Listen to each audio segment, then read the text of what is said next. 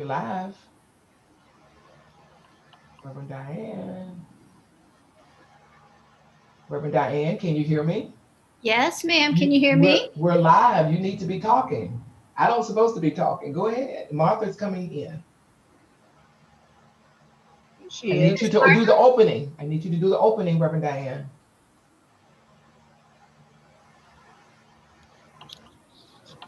I need you to talk, Reverend Diane. Open your show. All right. Well, welcome everybody. You're listening to the new WCEG network on WCEGTalkRadio.com. My name is Reverend Diane Dougherty, and my show is Take a Stand. We will be together listening to two wonderful activists. WCEG stands for Worldwide Community Empowerment Group, where we speak life into the community. And I'm going to interview two people that are doing that at this very moment. You can like us on Facebook, and also please subscribe to our network and do the same. Go to WCEG Network on YouTube. You can follow us on Twitter. On Instagram, we are at WCEG underscore talk underscore radios and at WCEG network. This is the disclaimer. The topics and opinions are those of the show hosting guests and are not of WCEG network. So we thank you all for your continued support. And today I would like to introduce two wonderful people that I have met through 1,000 protests, postcard writing, visiting in people's homes, making plans and making plans and making plans. Bruce Johnson is my neighbor. She lives right up the street. And we met in 2017, I believe, at an Indivisible meeting. We didn't know each other. We just met each other. I think you'll have to explain it, but I think you introduced everything on that neighborhood news. And through Bruce, I met Martha Shockley, who's all over the internet. And if we go to a protest, eventually we catch up with each other, right, Martha? That's right. So these are wonderful, wonderful people. Bruce, tell us a little bit about yourself. About it. I'm always kind of uncomfortable talking about myself, but I will try to do that. I'm a transplanted to Atlanta, as a lot of people are from South Carolina, but I've been here since 1969. So this is home. My children were born here, and my career was here. And since 2016, I had been pretty involved in political things, which was a real change. I had never been involved in politics before, except as a voter before the 2016 election. And with that was your uh, those were the crossroads right there. Yes. 2016-11. And Martha, have you always been an activist? Pretty much, yeah. Yeah, I started being active actually as a middle schooler. My first act of resistance, if you will, was during the Vietnam War. I grew up in Middle Georgia and, began to notice that the majority of the people who were being called to serve were from working class neighborhoods and not neighborhoods on the other side of town. And I grew up in a working class neighborhood. So it became very obvious when several young men that I grew up with and were growing up with were killed in Vietnam. So that was kind of the beginning. And as an activist, I was a sister for 23 years. So I became in a very progressive community. Mhm. So I learned the history of activism through the church. And as an activist, became more active as everyone was replaced with another version of who church was. So I, I am an activist, not just in the political field of our national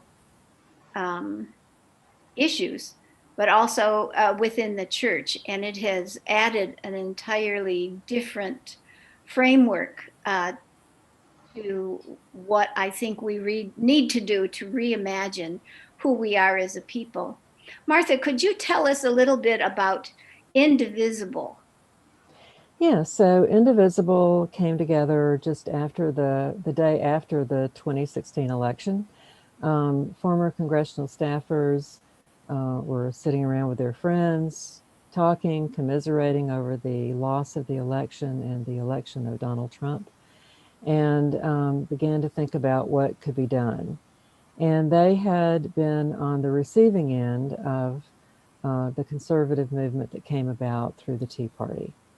And so they wrote a guide about, how the Tea Party really disrupted the Obama administration's agenda, if you will. And so the guide was a really good starting point for many of our groups. And very quickly, several thousand sprouted up around the country. And there was at one point an indivisible group in each congressional district in the country. Um, you know, as with all movements, those things kind of, find their leveling point. So not quite as many groups, but still thousands of active groups across the country. And Bruce, um, I have always, Bruce lives right down the street from me, but I'll bet I've seen you 4 times because this is a woman of few words and grand action. You're probably the most organized person I've ever met.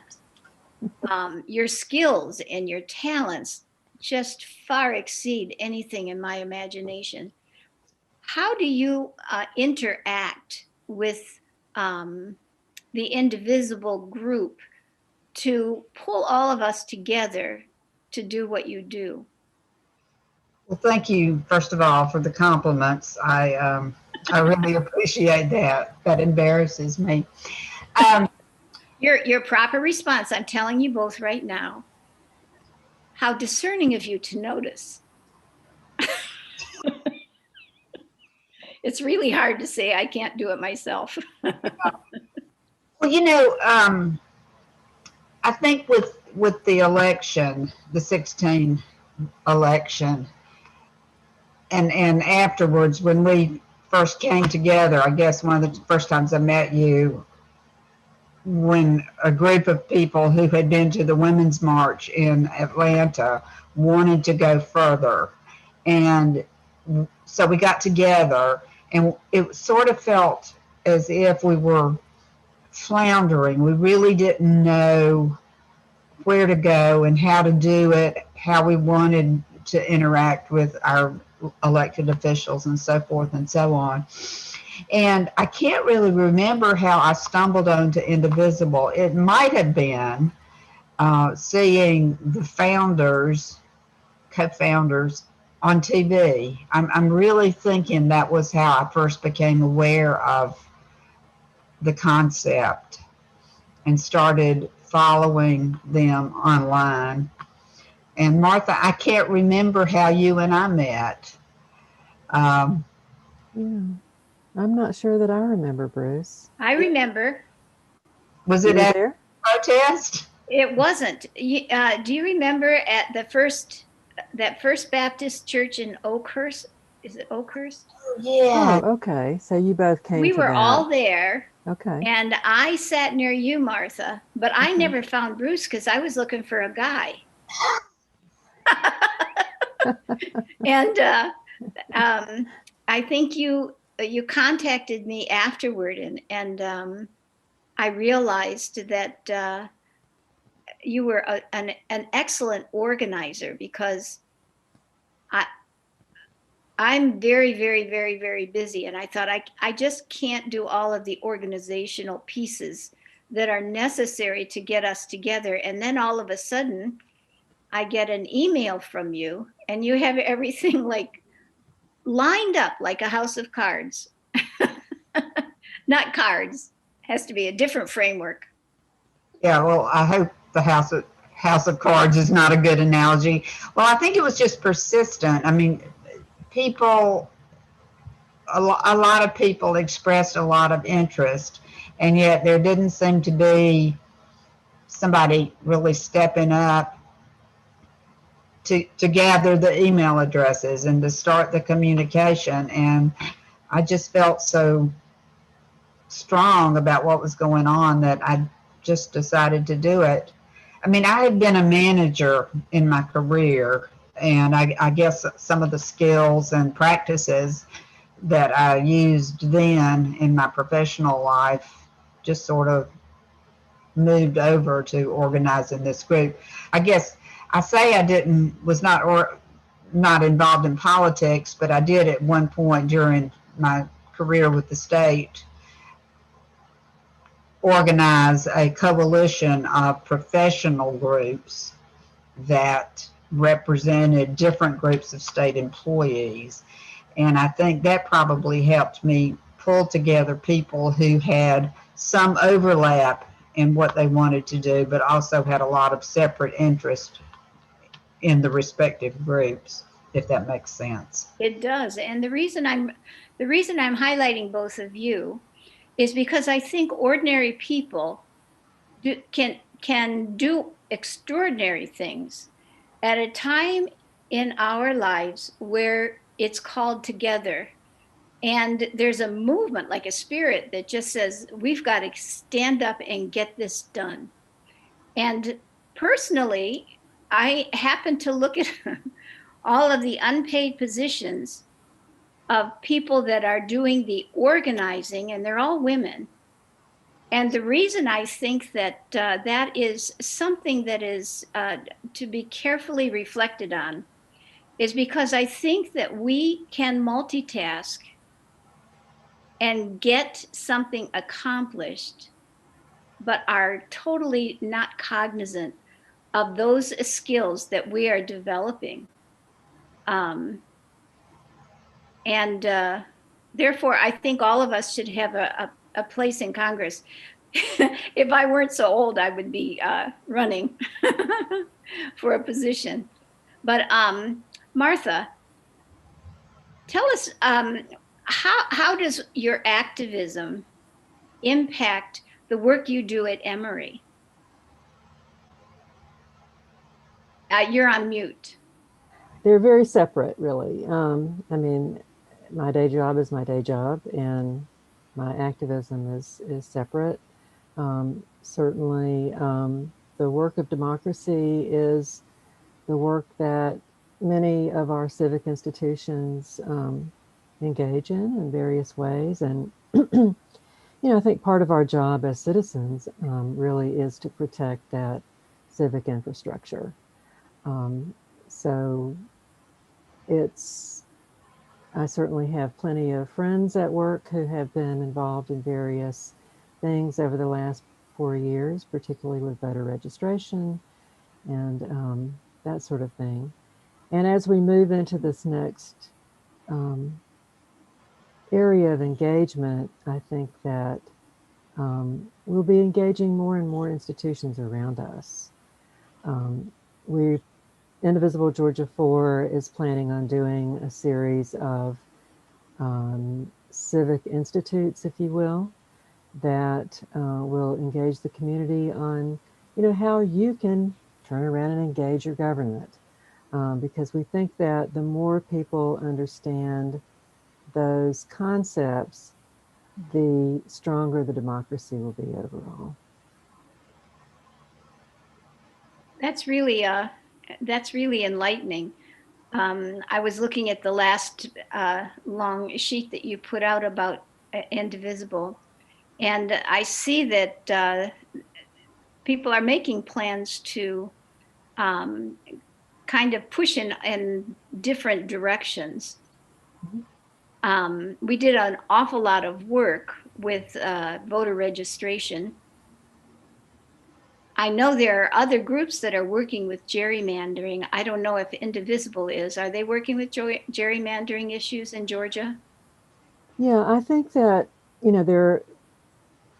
one of the things that we do is each group is individual, and we may or may not choose to work together on various issues depending on what our membership wants to do.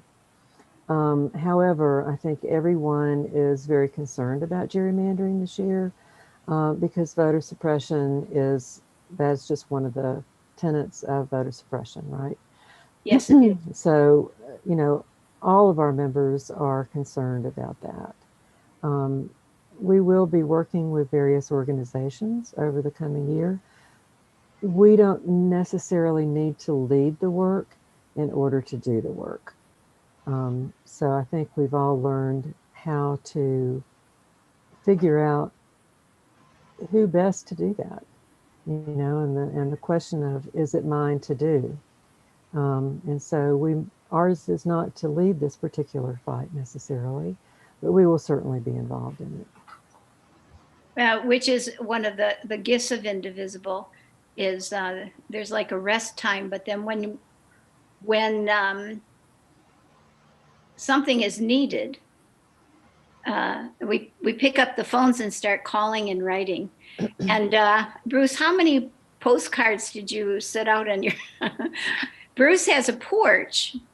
Once in a while, there's a little cat that greets you, and there's two boxes on it. One is for postcards that you have requested, and the other is for the postcards that you finished writing. So it's just perfect. How many did we do? During the general election between Avondale Action and Indivisible Georgia 4, we did a little over 20,000 postcards to Georgia voters. How many? A little bit over more than 20,000. And during the runoff, the Senate runoff, we actually wrote, again, the two groups wrote more than 13,000 cards. And so far in 2021, we have only written, I think, about roughly 1,000 for a special election that is actually going to be held tomorrow for a DA, district attorney candidate south of Atlanta. So in a red district, red area.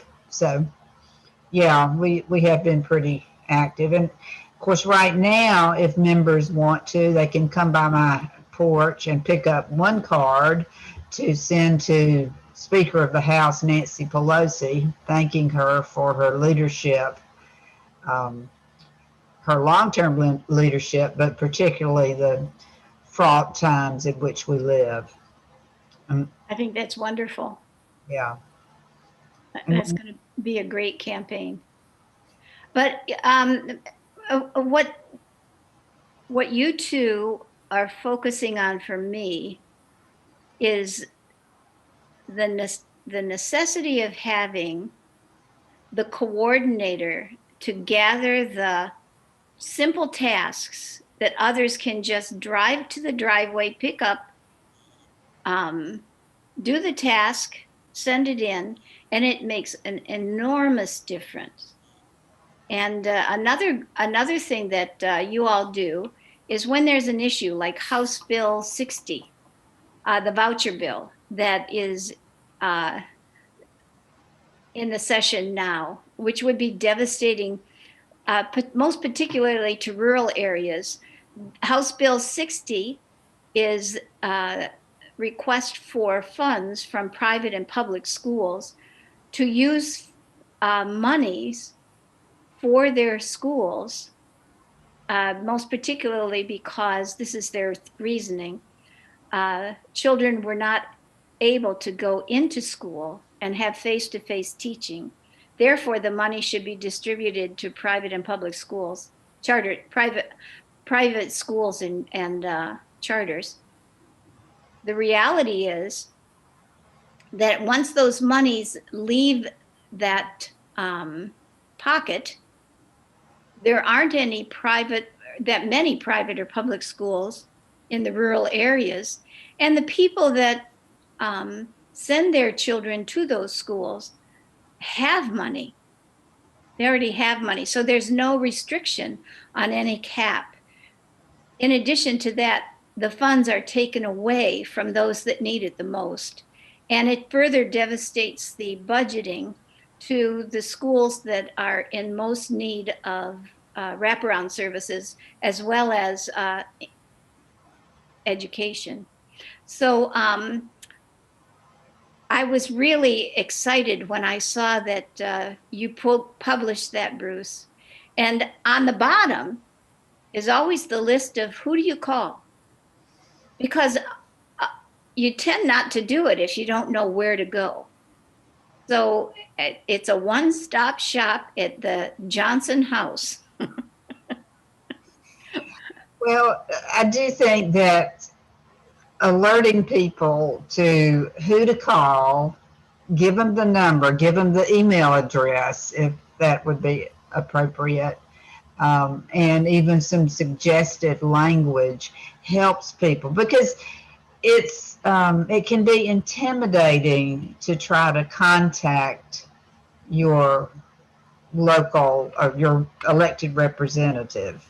If you've never done it before, you're thinking that here's somebody that doesn't really want to hear from me, but I'm going to try to make my voice heard anyway. So I do think it helps to give people as many resources as they need in order to take an action that will benefit them and their fellow citizens. Right, and I think we're just getting started. That has helped a number of people, and I live in the condos, and there's a number of people that are not only writing, but they're calling, and they've never done that before. So you have people sitting at home watching television, and I say to them, you think you might want to do, oh, I could do that. And you have the script right there. Yeah. So this is how all of this is expanding. And it really helps the grief that you have to think that a piece of democracy is not being activated. And I know that a lot of people don't believe it's someone else's job. It's not my job. It belongs to someone else. So just knowing both of you, you're like the silent communicators that get people up and rising. And that is going to make a big difference in who is elected. I was wondering if Indivisible is talking at all about dealing with District 14 in Georgia. If there's any talk about it, because that has been greatly gerrymandered for a huge vote. Yes. Yes. So that district is really difficult. However, there are candidates who are stepping up to run. We generally do not get involved in primaries. So our support will go to the indivisible groups that are in District 14, mm-hmm. and also any progressive organization that's working in the area. Going back to that civic piece, it's really important for those who live in that area and who want to support the efforts in that area to highlight what it is that the current elected official there is doing or not doing to help them out. She's not doing anything for the district.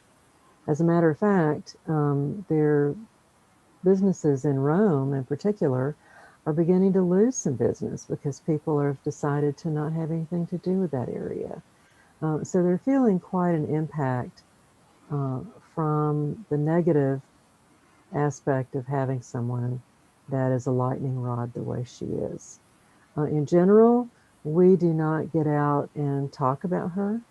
We don't lift her up in any way except to call her out and to occasionally suggest actions that people can take.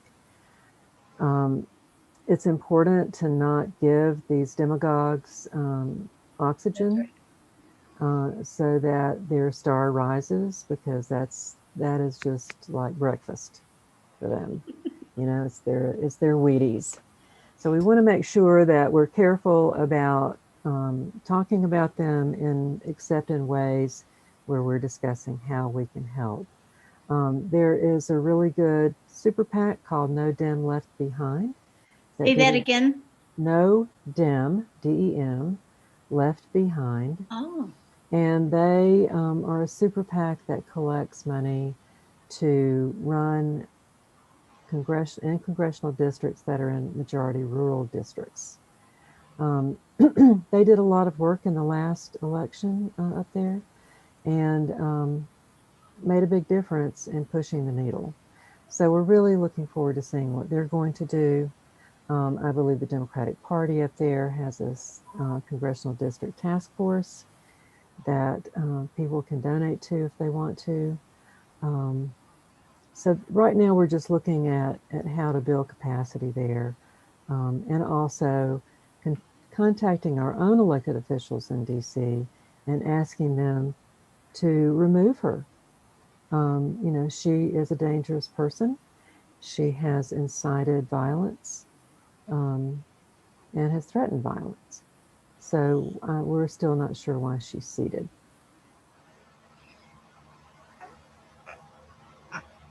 As an aside, and sort of to in combination with what Martha said, I think it is interesting that I believe two newspapers now, one in Dalton and one in Rome, have expressed editorial discontent with her ideas and her behavior.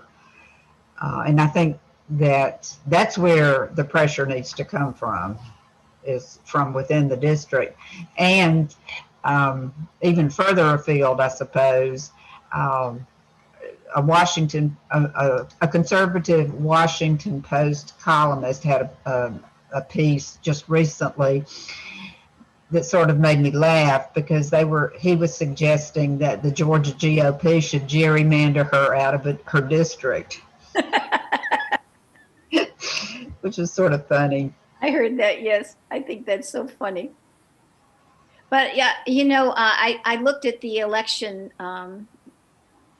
at the electoral margins that she won by 227,000, and the Democrat just backed out. The population is primarily white. African Americans are what, 6% of the population up there. But what concerns me is that Republicans have been put in a box that says, with the R, that you also get Trump. And therefore, this is who you are. It's an identity. It's a brand. And I don't think that that brand is the brand of Republican here down south, but I could be wrong. Republicans are not to that extreme as an entire population, are they? Well, a lot of them have voted for extreme politicians. So, you know, when people tell you who they are, you have to believe them. Oh, that's true. You know, I think that there are moderates. No party, no group of people are a monolith. You can't you can't paint everyone with the same brush. However, they have not chosen to take any real principle stands, have they? That's right. And until we see that, then we can only go with what we see. We proceed on. Yeah. All right. The other thing I would like to talk about is the work that's being done for anti-racism and the amount of efforts that we are making to support African Americans as voters. And here in Avondale, I've been really kind of impressed with this new group that has risen up, Avondale against for racial justice. What's the title of it? Avondale Alliance for Racial Justice. Alliance. That's, I forget that. And actually, they have agreed. They were going to be on with us today because I wanted to feature ordinary people having a primary instigating incident that moved them to do something extraordinary. And the more I listened to them, the more I thought, oh, they just need to have their own piece, because what you two are doing and the number of people that you are drawing together deserves its own, deserves a time to be spent. But as a community, when we think of the entire community around here, there is a great effort to raise our fist, so to speak, against racial inequality. And I have noticed that there are a number of people that are having discussion groups in this area. I think you work with it quite a bit at Emory, Martha, don't you? You're on mute. There certainly are efforts going on at the university. You know, I participate as an employee. I'm not certainly leading anything there. In the work that I do with Indivisible, it is, you know, our goal is to center the work of Black-led, Brown-led groups. And we take our cues from what they're doing. We would not assume to know the best path to take, because there's just so much that we don't know, that we can't see, that we haven't experienced. So while we have a multiracial group, we also are we move a little slow sometimes, a little too slow for some people. But that's okay, because I think we mobilize a little too much and find ourselves in hot water if we're not careful, and intentional and mindful. So there are a number of efforts going on, but you know, if we look at the last election, everything that we did really was to lift up the work of Black-led organizations, whether it was local Democratic parties or nonprofit organizations doing get out the vote work. So that's, you know, at the moment, that's kind of our goal. During the legislative session, of course, in the state, we do everything we can to beat back bad bills, of which there are plenty right now. You mentioned the education bill. Certainly there are lots of voting disenfranchisement bills going on. You know, who knows what will drop before the legislative session's over with.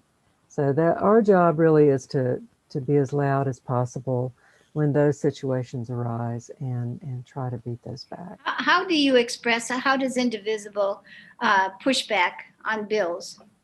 We have a statewide coalition, and so we circulate these calls to action, much like the ones you see from Bruce, to our member groups around the state, asking our members to call, so that it's not just voices calling from inside the perimeter. Do you have a lobbyist? No, we're an entirely volunteer-led group. Indivisible National has provided a full-time staff member, but she has work to do for them. All of our groups are independent of that, and we are all entirely volunteer-led. Which is the way it should be.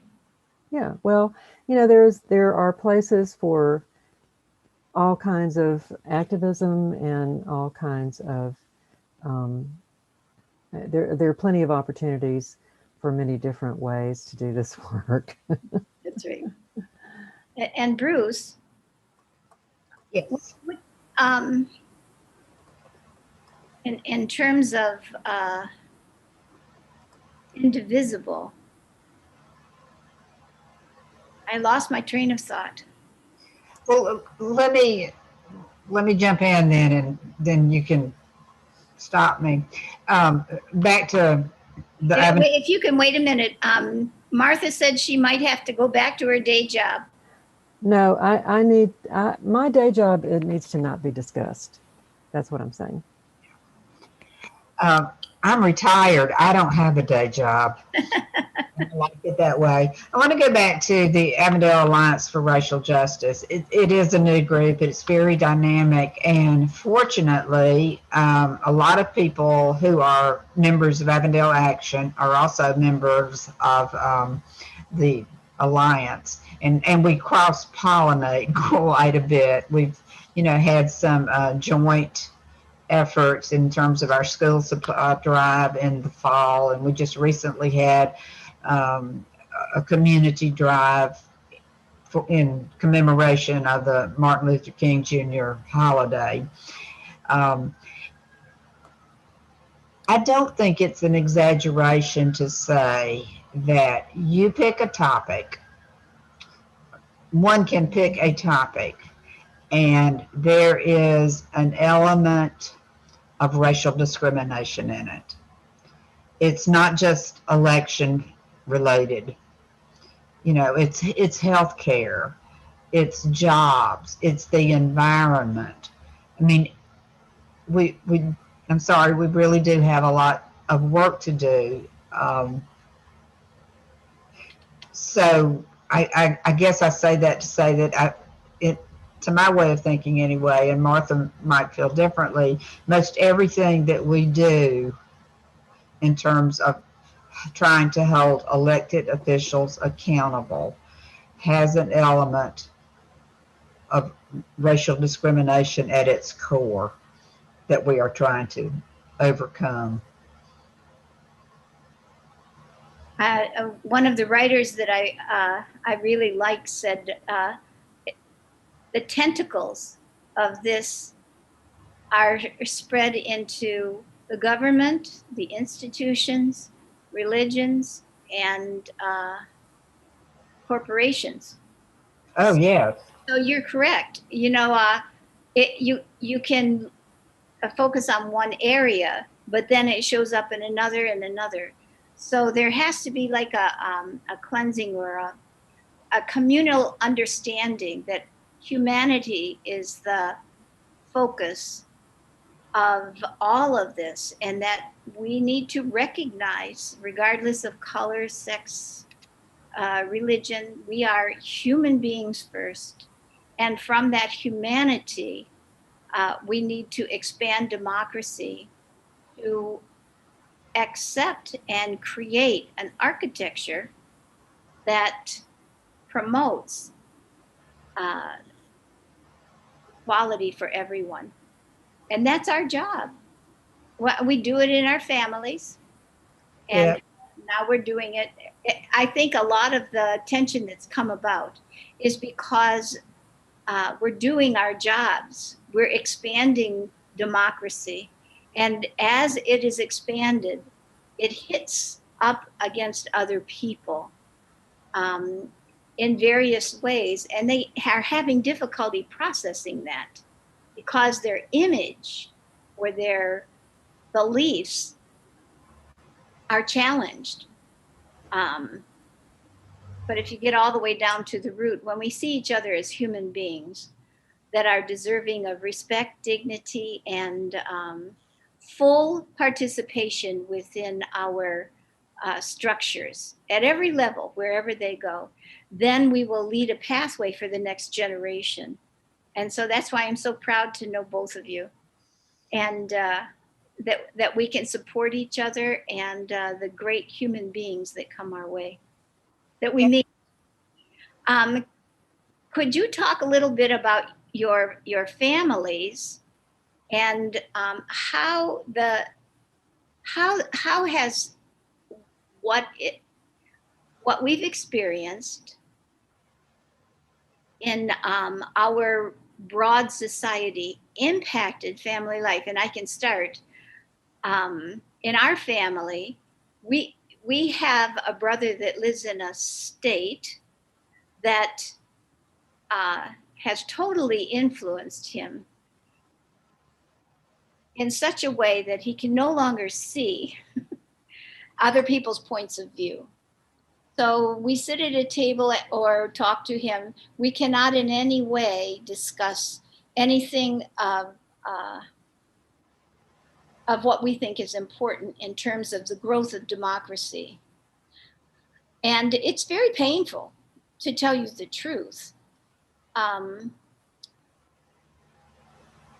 sure that, it really is nice to get together and have all of these people pushing in one direction to expand our beliefs in one area. But it is very painful to see that others are pushing the other direction because they're fearful, they're frightened, they don't know where to go. How have you experienced that pushback? Well, I'll go first. I really haven't experienced it in my family, luckily.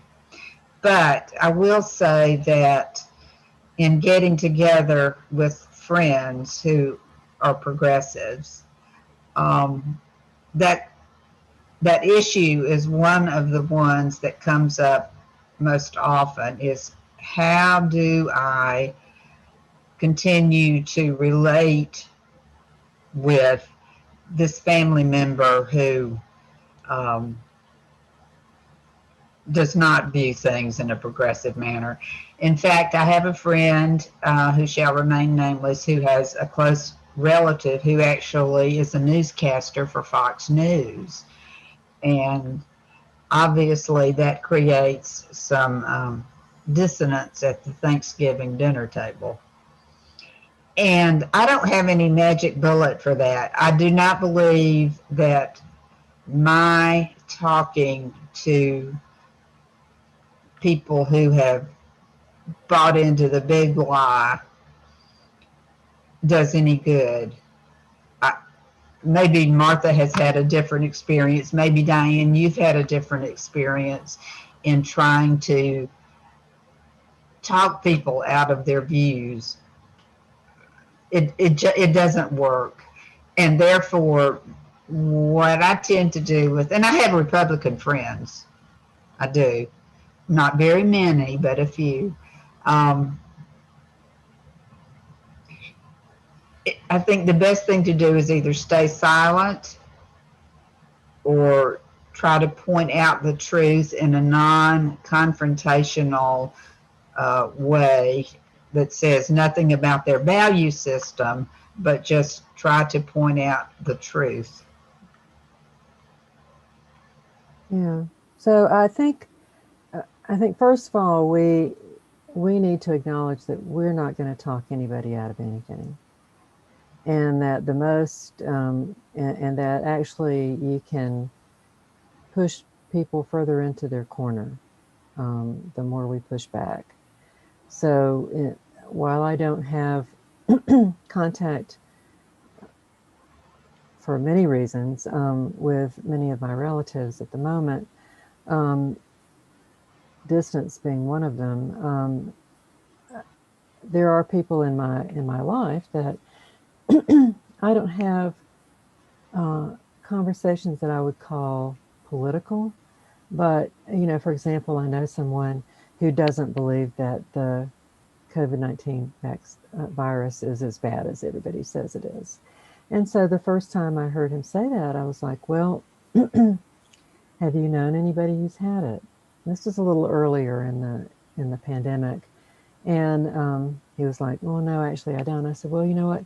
I know someone who's died from it. And I have a friend who lost her sister from it. And he was shocked. You know, he was visibly shocked. So just in conversations, you know, I think interjecting those moments of reality are the things that we can do. And to ask questions and listen. And sometimes when you're asking questions, I think that it creates a little bit of cognitive dissonance, so that they're having to at least kind of catch themselves and think, oh, that didn't sound quite right, did it? And to understand that so much of the information that they get really comes from this place of building a cult. And so a lot of the thinking is not even conservative thinking, it is cult thinking. And if you frame it that way, then our job really does change, doesn't it? And how we intervene or not intervene, but simply use techniques and conversational techniques, I would say, to just begin to at least develop a line for communication. You're not going to change them completely, but at some point there may be an opening that you didn't think you had. I think one of the, you two are so wise, wisdom of women, but cognitive dissonance is something that we discussed without words at the beginning when I asked you, how'd you get into this? And you said at the beginning of the election cycle in 2016, and you said with the civil rights. I think that is the key to having many understand that we have to wait. I say wait with joyful hope. That's a churchy thing. But also not cut off lines of communication. And don't stop. Know your boundaries. I liked what you said earlier on, that you're able to do activism, and that's in your target area, away from your work, because they're two separate. It's important to keep them separate for the very reason that we've got jobs to do, and a lot of our activism does cause a lot of tension for others, but we also have to we have to move on. And I'm very proud and excited to be living in this day and age, because we are at a cusp of doing something that hasn't been done. We were born in an age where we fought for civil rights, and that was achieved by law. But that didn't change the hearts and the minds of people, yet we pushed and pushed and pushed and pushed. Now we're experiencing a pushback, but you have this whole generation that's rising up, and we are holding them in our arms. We're pushing with them, almost like labor pains, to build a democracy in America that has never been experienced. Not maybe for our generation, but for the next. So I'm so excited that both of you were able to be on this presentation today. And I'm so happy for WCEG for welcoming us into conversation about ordinary people doing extraordinary things. Well, thank you for having us, Diane. We appreciate everything that you do. Indeed.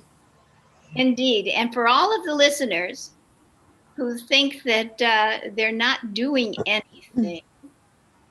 If you have that cognitive dissonance, I'm going to leave with this little message. Stand up and find someone. Find someone that can help you move it to a new place. And all of us should be patient in our waiting and humanitarians in our perception. We need to receive everyone, no matter where they come from. So thank you all. And do you have anything else you want to say, Bruce, before we do our leave taking? I just would like to thank you again for this opportunity and to keep up the good work. And I agree with you. It's very encouraging to me that the younger generation seems to be on the right path for the most part. I like that. Gives me hope, gives me optimism. But then ladies of our age can do it too.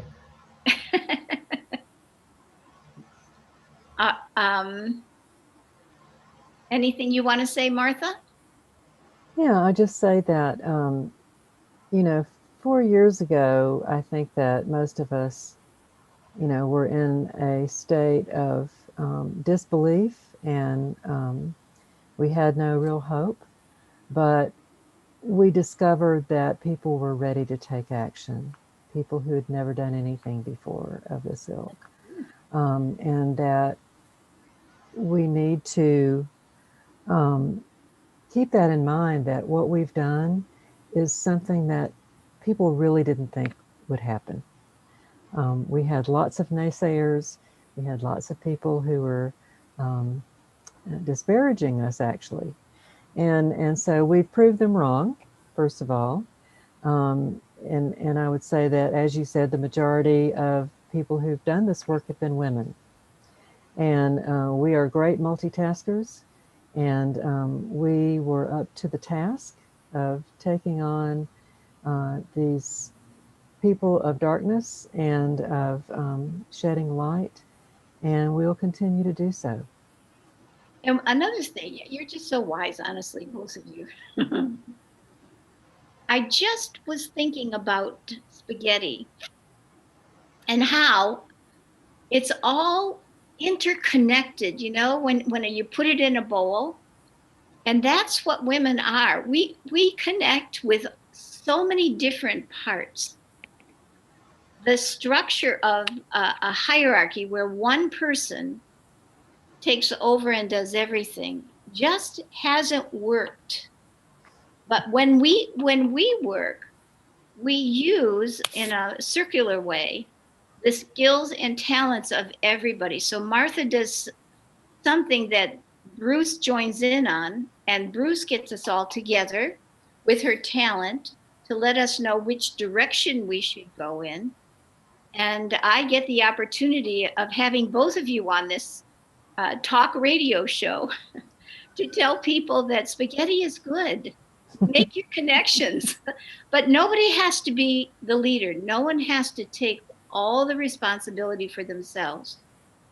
But you know that there's a direction that we have to go in for the sake of our children, and that we can't sit back anymore.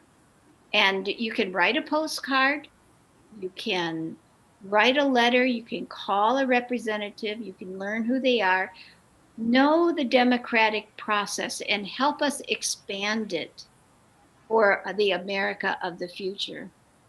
So do either of you have a website, or are you on social media that you would like to let everybody know that they can tune in on? Bruce? Actually, no, I don't. Well, we do have a coalition website, though, indivisiblegeorgiacoalition.org. No periods, no abbreviations, just indivisiblegeorgiacoalition.org. And if they, like you're saying, just go in, look at it, and see if there is something that you would be interested in the joint. Will it direct them to leaders or areas or? We have mainly right now we have calls to action regarding the state legislature, I see. but there are some pages on there that talk a little bit about what we do. Good. And for Bruce, Avondale Action is just local, ordinary people that get together, right? That is correct. And I mean, if somebody is interested in joining Avondale Action, they can contact me directly at bruce@cbjohnston.com. That's my email address. But we're low tech. Yeah, we're low tech. And you don't have to live in Avondale Estates in order to be a member. We have members all over, including in some other states, actually. Good. Well, come on. Work is just beginning. The work never ends. Yes, that's really true. And you can sit back and take a break. Are you overworked, Bruce? No, I wouldn't say that, but we can always use other people, more people to help out. Oh, good. Well, Like- thank you. That's great. All right. Well, thank both of you for being on, and hopefully this will be a great opportunity for people to reflect on their cognitive dissonance and find a way to make some good trouble. Yes, necessary. Absolutely. Necessary trouble. Yeah, there is an indivisible group called Necessary Trouble. That's right. All Thank are, Diane. Thank you so much. you are welcome. You've been listening to Take a Stand. We have two wonderful people, Bruce Johnson and Martha Shockley. We appreciate the work that they are doing as activists in the little city of Avondale Estates and the state of Georgia. We will continue to highlight individuals who are activists in the next show, which will be in March 8th. Will feature the Avondale Racial Justice Alliance for Racial Justice. And we'll look forward to having more conversations about ordinary people doing extraordinary things. I'm Reverend Diane Dougherty, and you have been listening to Take a Stand, and we are signing off. Thank you all. Thank you. Thank you. Bye-bye. Bye. Bye-bye.